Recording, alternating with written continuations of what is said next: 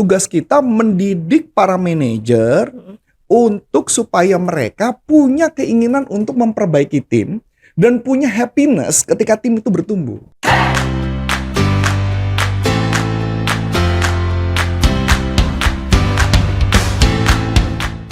Halo teman-teman, kembali lagi di YouTube channel Panduan Bisnis dengan NLP dengan saya Karin. Nah, kali ini kita mau bahas nih, kita tuh mau melakukan perubahan tapi kita merasa dan sudah tervalidasi oleh orang lain kita tuh gagal.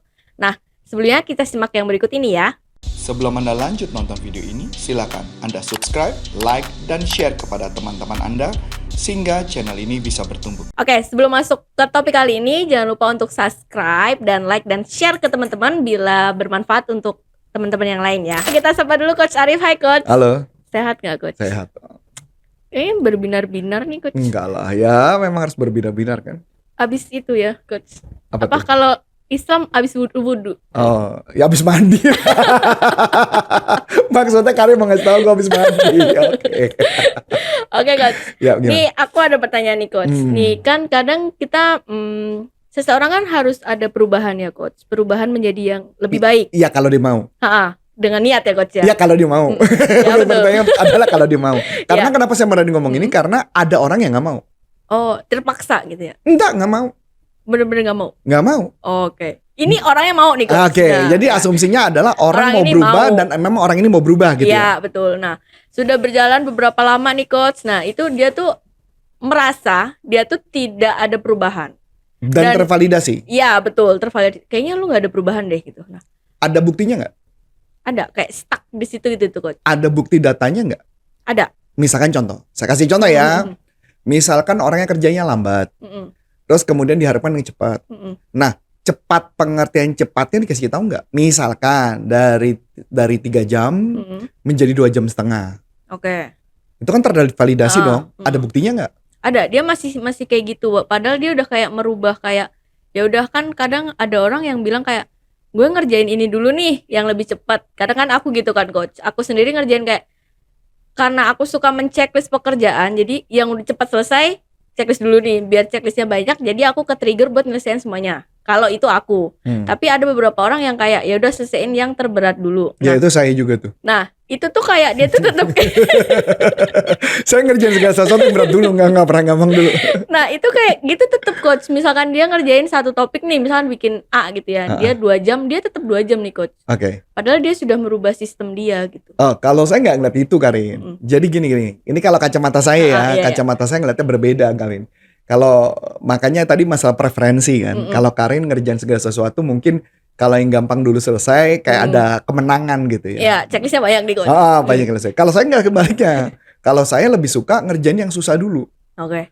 Kenapa? Karena buat saya kalau yang susah bisa beres cepat, bisa beres, berarti yang kecil-kecil tuh gampang banget saya ngerjainnya. Saya tipe kayak gitu tuh.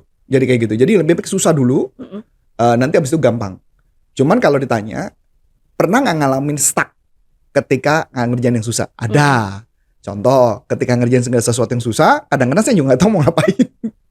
Itu pernah ngalamin. Maka biasanya yang saya lakukan adalah saya ngambil kertas, saya tulis dulu tujuan saya mau apa. Kalau secara NLP ya, tujuan saya mau ngerjainnya apa, hasilnya kayak apa, baru saya bikin runut ke belakang, ke depan, dari belakang ke depan, bukan dari depan ke belakang. Dari hasil, kemudian saya mundurin ke belakang ke masa sekarang. Ke step pertamanya dulu. Ke step pertama jadinya. Okay. Jadi kebalik ya. Kalau orang kan enggak kan ngerjain segala sesuatu adalah ngelihatnya dari sekarang, nanti jadinya kayak apa belum tahu. Kalau saya nggak mau. Saya cuma bilang saya butuh hasilnya adalah D. Nah kemudian apa yang harus dilakukan C-nya? B-nya apa? Baru A. Baru saya bisa buat. Jadi kalau saya ngerangkai sesuatu, saya udah kebayang dulu di kepala saya. Saya maunya ini. Oke, saya bikin ini. Supaya ini jadi apa yang harus saya lakukan? Saya tulis lagi. Sebelum ini jadi apa yang saya tulis lagi. Dan baru jadi. Sketsa gitu ya Coach? Sketsa. Makanya kalau Karin perhatikan, Karin pasti perhatiin nggak banget deh. Saya kalau ngerjain segala sesuatu yang susah nggak pernah nggak mau di kantor atau di rumah kan nggak mau saya kan. Iya. Kenapa? Karena kalau ditanya, saya pun kadang ngerjain yang susah. Kadang-kadang ya. Kayak contoh deh, misalkan ngerjain yang Karin kasih tentang buat copywriting. Saya tuh ngerjainnya per 2-2 loh. Bener-bener per 2-2. Tapi saya ngomong 2 berhenti ya. Saya ngomong gitu.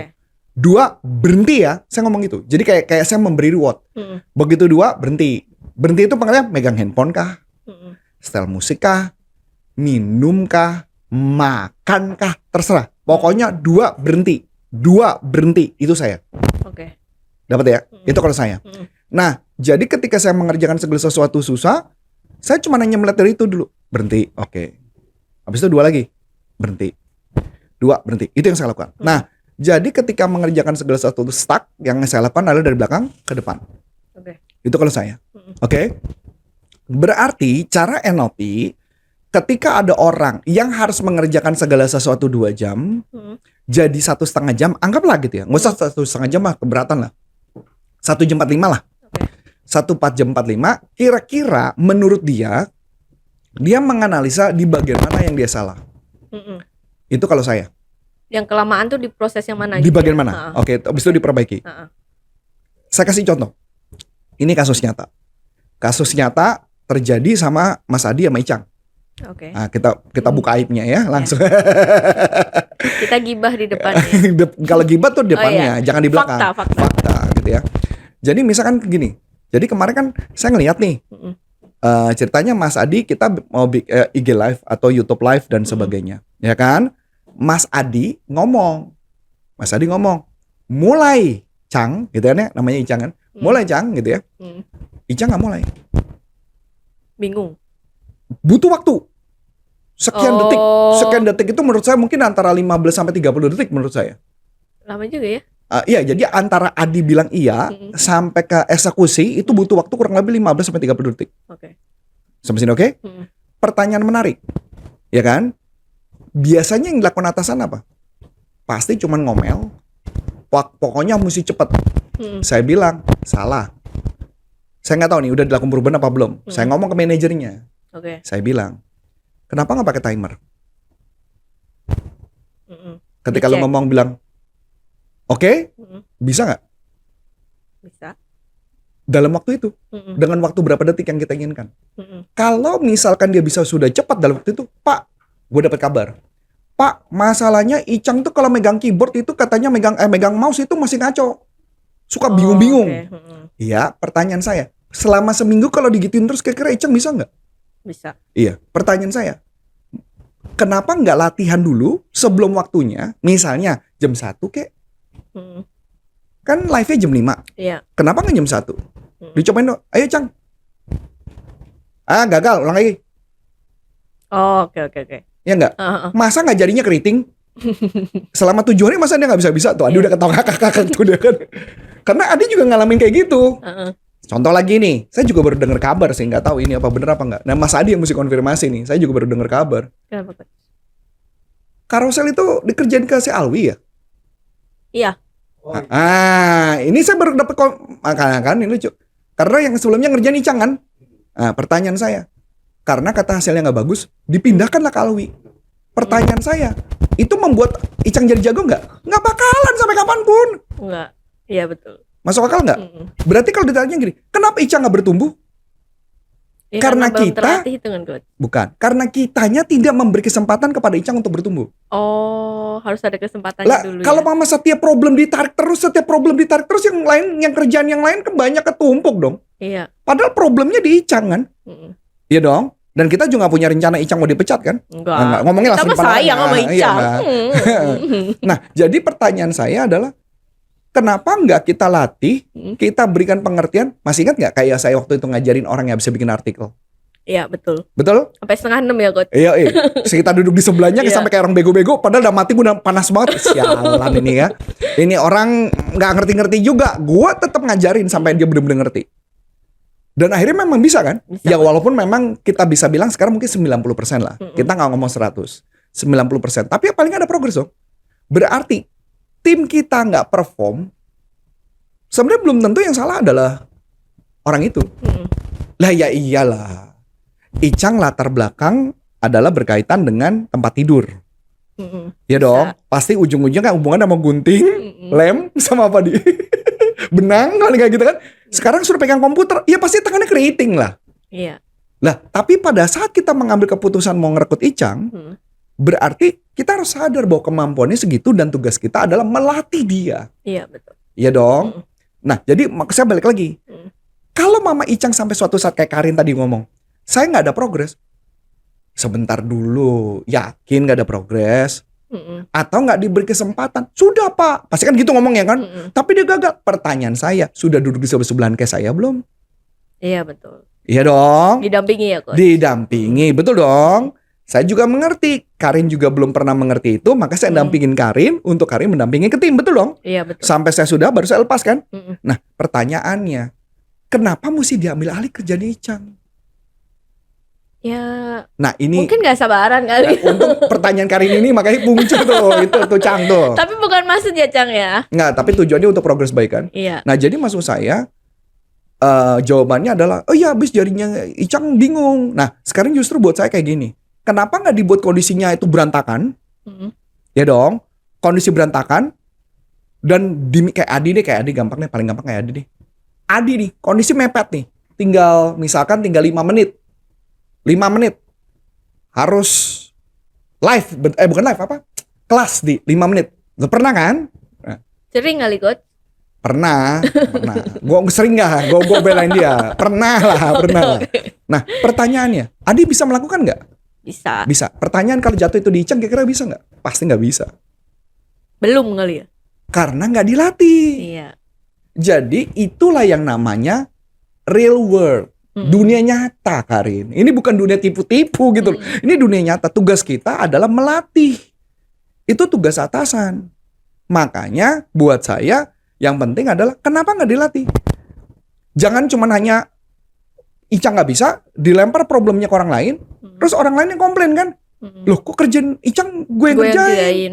Padahal kan harusnya Icang bertumbuh. Nah itu maksud saya. Oh karena Pak Arifnya minta bagus. Oh iya tentunya. Saya pasti mintanya bagus betul. Iya. Tapi juga pertanyaan sederhana. Adi waktu pertama kali juga batuk-batuk. Hanya pada saat dia problem, gue inget banget kayak gue pernah di sebelah nama dia pakai PowerPoint kok. Pernah kan? Ayo tuh. Gue nunjukin kan gimana cara gambarnya, bener nggak? Tapi lu melakukan itu nggak ke dia? Ya tapi pengertian bagus apa enggaknya yang mungkin nggak dipahami. Iya betul. Nah kamu nggak maksud saya? Iya, betul. Kan sama kayak waktu itu dulu, inget banget waktu Mas Adi itu pertama di awal-awal, dia ngebolt yang mana aja salah. Betul nggak? Yang ngaku kan? Tapi tugas gue ngajarin. Nah kebanyakan orang nggak mau. Karena bosnya udah minta bagus, dia ambil alih kerjanya sama atasannya. Lama-lama atasannya resign. Padahal salah siapa? Ya atasannya itu. Salah atasannya kenapa nggak ngajarin? Oke Coach. Kalau jadi masuk akal ya? Masuk akal. Jadi sekarang kalau ditanya, kalau orang itu nggak progres, pertanyaan saya, dia dilatih atau tidak? Kalau dia nggak dilatih, kemudian kita menuduh bahwa dia nggak bisa, dan kemudian dia menyatakan dia nggak bertumbuh, sebentar dulu.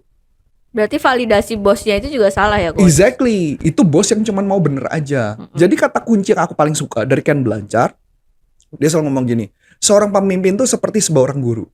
Saya ulang lagi, seorang pemimpin yang baik adalah seperti seorang guru, bukan mandor, tapi melatih.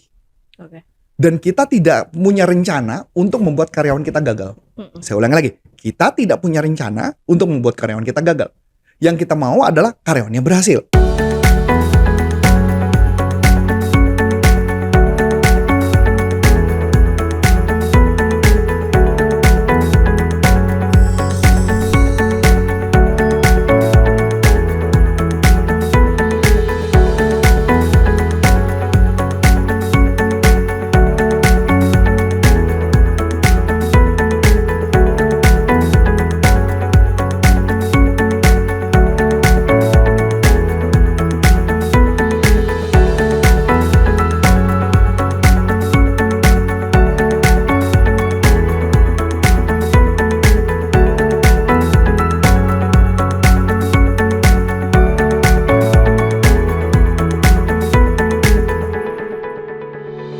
Nah, pertanyaan menarik. Ketika kita mau buat karyawan berhasil, tugas kita kan melatih di sebelahnya. Itu yang namanya apa namanya? Joint field work gitu ya.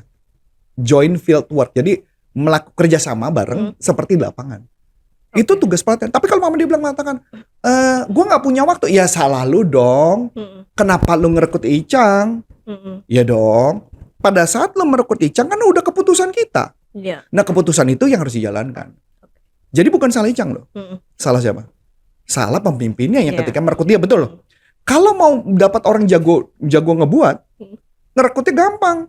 Rekrutlah orang yang memang dia memang jago komputer dong. Iya, udah expert. Iya, exactly dong. Jadi maksud saya, apakah salah karyawannya? Tidak. Jadi pengertian validasi tadi tugasnya adalah tugas kita mendidik para manajer untuk supaya mereka punya keinginan untuk memperbaiki tim dan punya happiness ketika tim itu bertumbuh. Oke. Walaupun kalau ditanya, bete nggak saya? Iya bete Karin. Masa nggak bete? Gue ketahuan misalkan gue ngajarin orang gitu kan ya. Ada orang yang belajar yang sama dalam waktu cepat dia nyerap. Tapi kan ada orang yang kayaknya nih butuh tenaga banget nih, butuh tenaga. Ini kalau perlu abis kerjaan dia tuh kita bisa makan 3 porsi, 4 porsi gitu kan. Ya tapi memang itu kenyataannya. Tugas kita melatih mereka supaya mereka bisa sesuai dengan kondisi. Oke. Jadi bukan kondisi yang perfect. Kan kalau sama kayak kuliah kan. Kalau kuliah kan kadang-kadang dikasihnya kan kayak kondisi perfect. Nggak ada. Kondisi di lapangan mana pernah perfect sih? Yuk sekarang gue tanya, emang kayak contoh petugas pajak deh. Atau istilah namanya AE apa AO? AE. AO. Sekarang saya mau nanya deh, ini jujur-jujuran aja. Berapa AO yang kita samperin? Saya berani jamin teman-teman juga bisa validasi yang sama. Apakah jawabannya sama? Tidak Beda. pernah. Padahal kampus sekolahnya, lulusannya sama. Nggak boleh nyebut nama kampus ya? Iya betul. Pertanyaannya, kampusnya sama. Dosennya berarti sama dong? Ya kalaupun dosennya beda, paling nggak isi kepalanya sama ya. Betul. Tapi kenapa AE atau AO itu kenapa jawabannya bisa beda? Mungkin persepsi dia kali ya. Exactly. Kadang ada yang ini tuh masuk perhitungan. Saya inget banget waktu zaman dulu waktu ketika ada pemutihan, apa namanya? Amnesti. Itu antara satu dengan yang lain aja bisa beda loh Karin. Saya udah bersih nih, saya ngelakuin nih. Teks amnestinya udah selesai. Totonya pada saat saya tahun berikutnya ganti AE-nya, dia bilang, kenapa Bapak melakukan itu? Harusnya nggak usah Pak. Loh, iya. harusnya Bapak nggak usah. Bapak keluar duit lebih Pak, ngapain? Loh, kemarin AE-nya ngomongnya katanya begitu. Nggak perlu Pak, karena, nah ini gua nanya nih, sekarang jangan-jangan 10 AE itu semua isinya beda loh.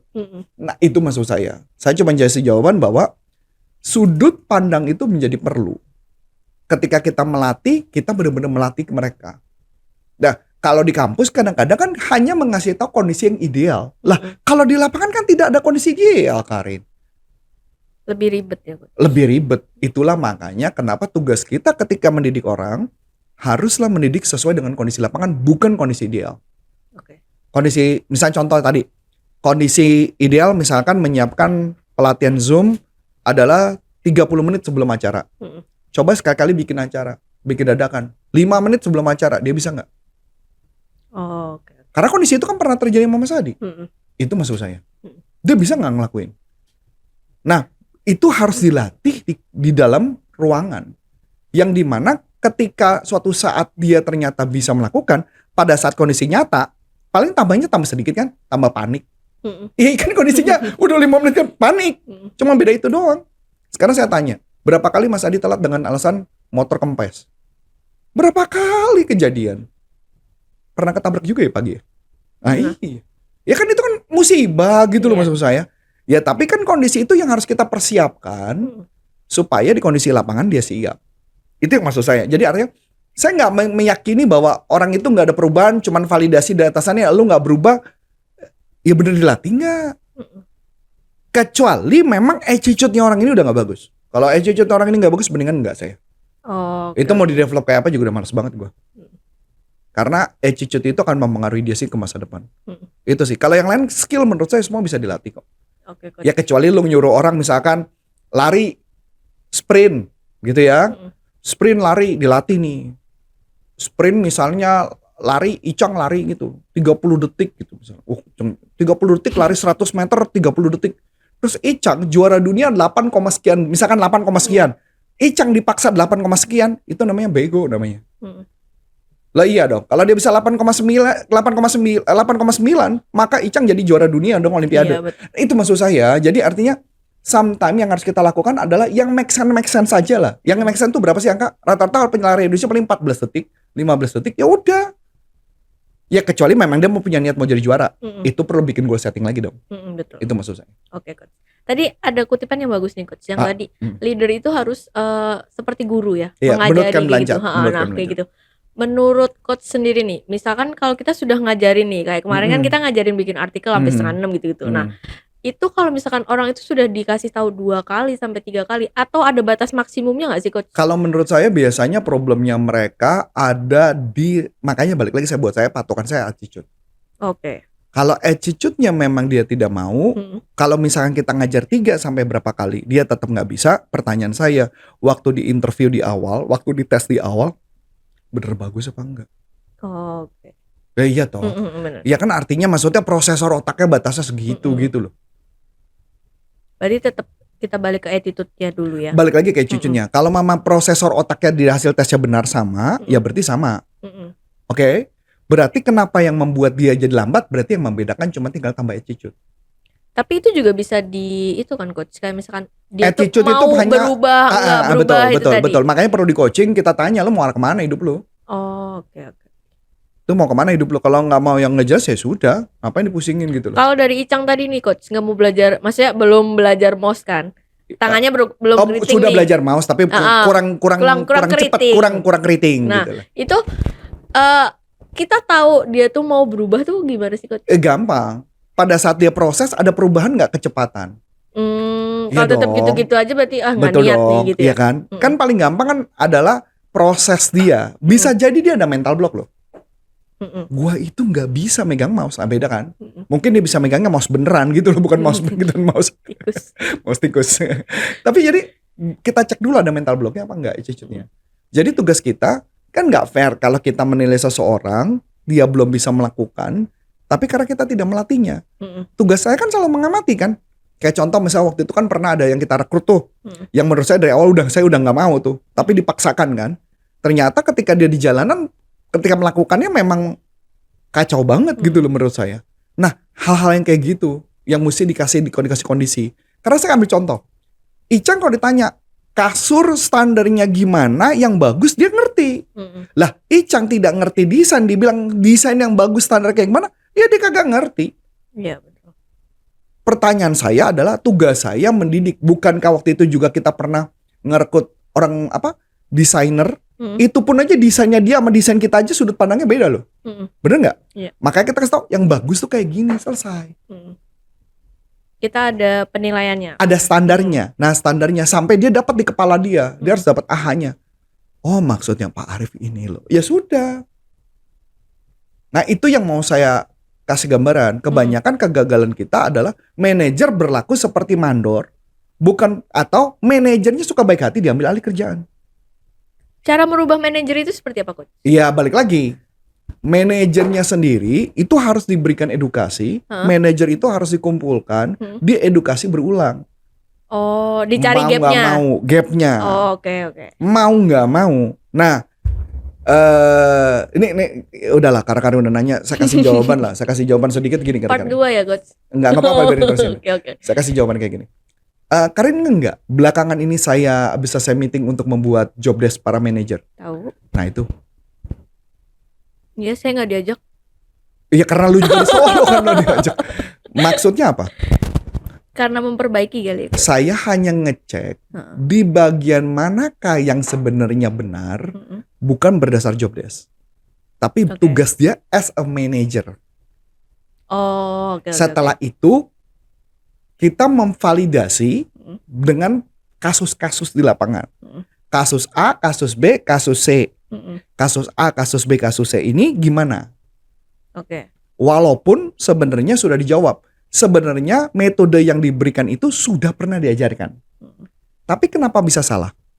Kenapa bisa belum tepat? Berarti ada yang namanya tidak ada yang namanya kestandaran. Sebelum Anda lanjut nonton video ini, silakan Anda subscribe, like, dan share kepada teman-teman Anda sehingga channel ini bisa bertumbuh. Jadi makanya kenapa harus dimasukkan ke dalam sistem, dimasukkan ke dalam job role.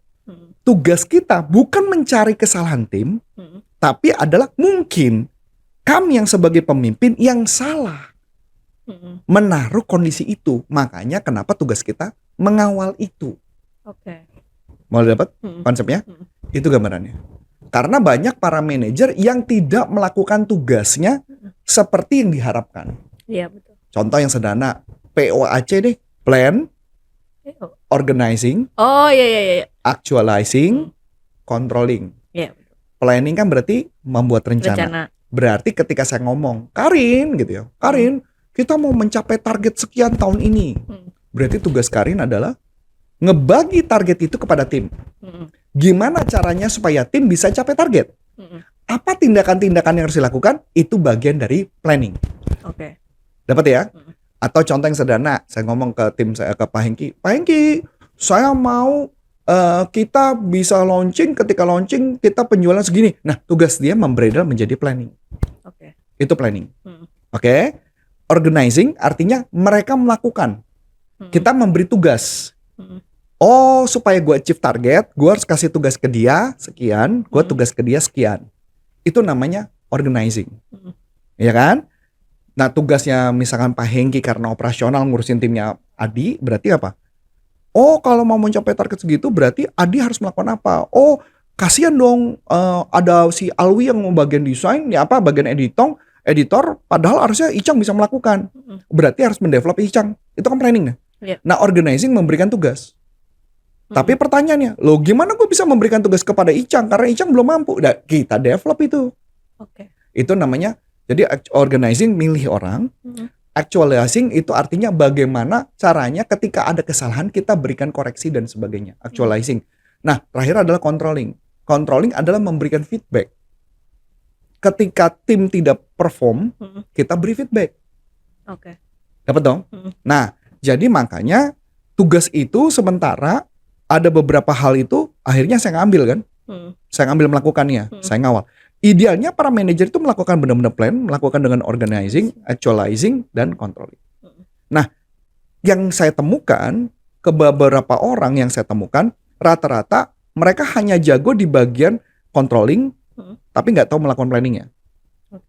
Atau memilih orangnya tepat, tapi pada saat melakukan kontrol di lapangannya implementasi dia jalannya bener apa enggak dan sebagainya, memberikan jalannya sudah bener apa enggak, itu yang harus dikoreksi lagi. Nah, jadi itulah tugas yang sebenarnya. Jadi tugas manajer bukan cuma mengatakan, oh gue nggak ada pertumbuhan, nggak gitu juga. Gue belum bertumbuh, enggak juga. Kita harus mikir dari sudut seorang guru terhadap murid. Berarti kalau guru yang baik adalah memberi kisi-kisi ujian yang bakal keluar yang mana. Iya, betul. Apa artinya kalau di dunia usaha? Kasih itu, solusi-solusi gitu loh, Pak. Bukan.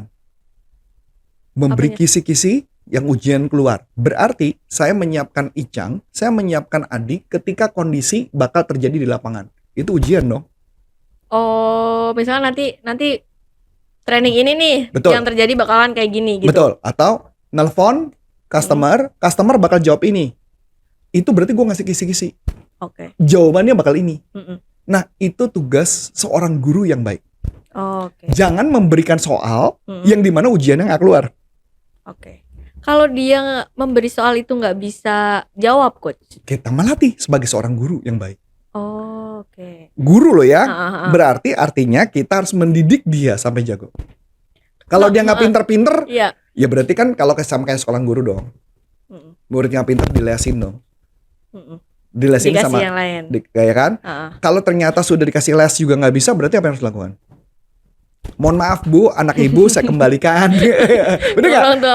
Ya kan, kembalikan anak ibu saya kembalikan ke orang tua gitu kan. Intinya kayak gitu. Tapi mentalnya dulu, mental seorang guru. Dan saya paling nggak suka mentalnya adalah kita mental seperti mandor, itu saya nggak suka. Saya lebih suka mentalnya mental guru, mendidik mereka. Coach. Aku ada satu lagi nih pertanyaan. Ini kalau misalkan kemarin kan aku QC di Alwi nih kayak Coach. Nah, background aku kan di perpajakan nih.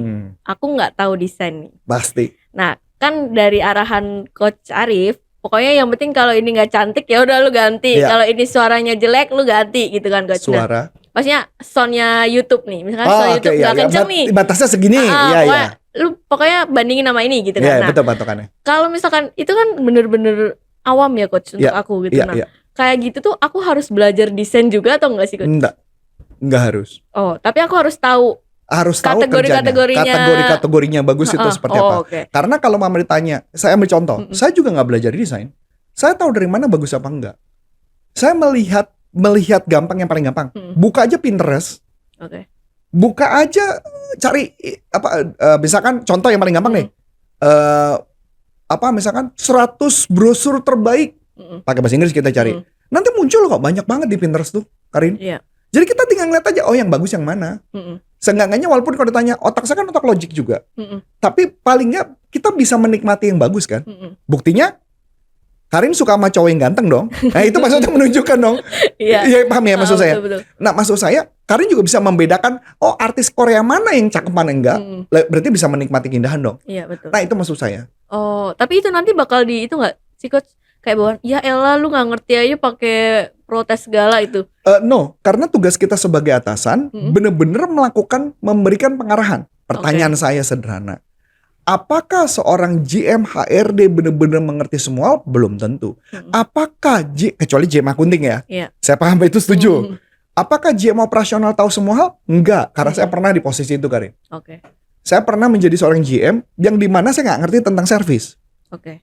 Saya menjadi GM-nya untuk servis salah satunya. Mm-mm. Servis, tradisional market, Mm-mm. project, dan modern market. Modern market saya nggak ngerti, Mm-mm.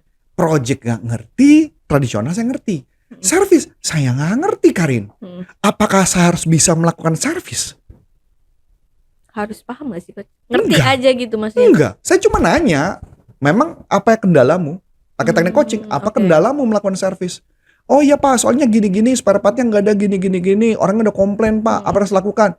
Ya udah, saya telepon. Gue yang maju, Karin. Orang yang ngomel-ngomel, gimana tuh kulkas saya belum dibetulin, plak-plak, dan saya harus bisa menyelesaikan. Pertanyaannya, harusnya bisa nggak saya? Nggak bakal bisa. Orang gua nggak ngerti, Iya, betul. manajernya aja nyerah ngasih ke gua. Mm-mm. Tapi ketika saya bisa menyelesaikan masalah itu, manajer langsung lihat, gua disupport. Mm-mm. Itu yang dibutuhkan. Oh, oke. Dapat ya? Uh-uh. Tugas saya hanya memastikan itu aja, Karin. Jadi pada saat itu, Karin itu servis, jangankan servis, gudang itu under saya loh. Oke. Apa nggak pusing saya? Semuanya ya coach. Gua bukan orang gudang. Gua suruh ngurus. Kalau suruh selling, gua ngerti gitu loh. Tapi itulah yang namanya posisi makin ke atas, namanya general manager kan. Iya. Iya berarti memang ada kayak gitu, Karin. Oke, coach. Masuk akal? Masuk akal. Jadi artinya tugas kita belajar menikmati indah-indah, tapi bukan berarti kita bisa membuat indah gitu loh. Kan semua masalah taste ya. Saya ambil contoh yang gampang nih, gini deh Karin, paling gampang gini deh. Menurut saya, film Marvel, Iya, betul. itu gambarnya bagus, gambarnya indah. Mm. Film DC komik, menurut saya gambarnya gloomy, agak gelap. Menurut saya kurang. Tapi mungkin buat orang yang gelap-gelap suka. Keren gitu ya. Ya karena saya juga suka Superman kan. Tapi maksud saya pertanyaannya, gelap sama terang orang suka yang mana, kan itu masalah taste. Iya, betul. Mau mana yang menganggap, ya tergantung taste-nya lo taste yang mana gitu loh. Yang penting gue cuma ngasih tau standar gue kayak gini. Paling gak kan lo bisa membedakan, oh ini DC, ini Marvel gitu kan. Iya. Dari film aja kita minimal tahu kan. Itu maksud saya. Oh, oke. Gampang dong, Ya, gak sulit kan ya. Standar penilaian tetap Standar itu penilaian ya, kan, coach. standar Iya. penilaian. Itu konsepnya kayak gitu aja. Oke, coach, ini kita ada mau bagi-bagi ebook kali ya, coach ya, yang Oh, ya? 3 tips untuk mengatasi trauma nih, coach. Wow, nice dong. Nah, nanti kalau Dengan teknik NLP ya? Iya, betul. Nah, dibahas lengkapnya di situ 3 teknik untuk mengatasi trauma. Nanti bisa klik di link di bawah ini. Di bawah ini ya, di deskripsi Iya, atau di komen. Iya, betul. Ya nanti Anda klik, nanti itu ada tips bagaimana caranya mengatasi trauma. Ya, mengatasi trauma langsung gratis dari kami. Iya. Ya, tinggal tunggu masukkan nama, email, dan Nomor nomor HP. telepon. Dan kalau Mama mau ikut pelatihan kita bisa masuk ke, NLPleadershipindonesia.com. dan khususnya untuk kelas yang Licensed Business Practitioner of NLP yang sebentar lagi akan dijalankan ya. Kalau Iya. salah Januari ya. Ya, Januari. So, akhir kata, saya Coach Antoni Syarif dan Saya Karin. mengucapkan terima kasih. Sukses selalu, sampai jumpa. Bye-bye.